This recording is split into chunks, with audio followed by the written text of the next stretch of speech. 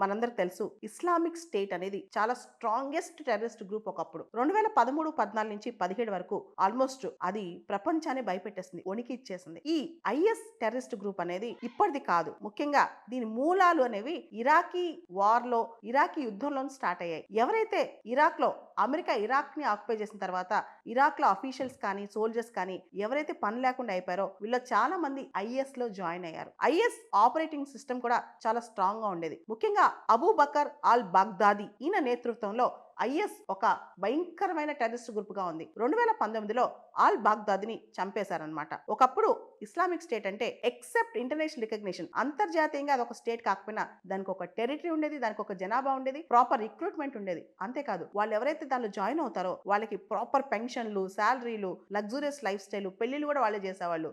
Except recognition తప్ప అన్ని వాళ్ళకు ఉండే అనమాట. ఇది ఎక్కువగా ఇరాక్, సిరియా ప్రాంతాల్లో ప్రాబల్యం తెచ్చుకుంది. అంతేకాదు డిఫాక్టోగా చాలా వరకు టెరిటరీ కూడా ఆక్యుపై చేసి పెట్టుకుంది అనమాట. అయితే అమెరికా దీనిపైన చాలా చాలా గట్టిగా స్ట్రాంగ్గా రిటార్ట్ చేసి అమెరికా కంట్రోల్ చేయగలిగింది. మనం అనుకుంటాం ఐఎస్ బాగా ప్రాబల్యం తగ్గిపోయింది అని చెప్పి, కానీ ఇస్లామిక్ స్టేట్ స్లీపర్ సెల్స్ అనేవి చాలా ఎక్కువగా ఆపరేట్ చేస్తున్నాయి అనమాట. కేవలం 2024 ఫస్ట్ హాఫ్ మొదటి హాఫ్లోనే దాదాపు 153 అటాక్స్ చేసిందంట ఇస్లామిక్ స్టేట్. ఇదంతా చూస్తుంటే ఇస్లామిక్ స్టేట్ మళ్ళా తిరిగి పెద్దదవుతుందా ఇలాంటి ఆలోచన వస్తుందన్నమాట.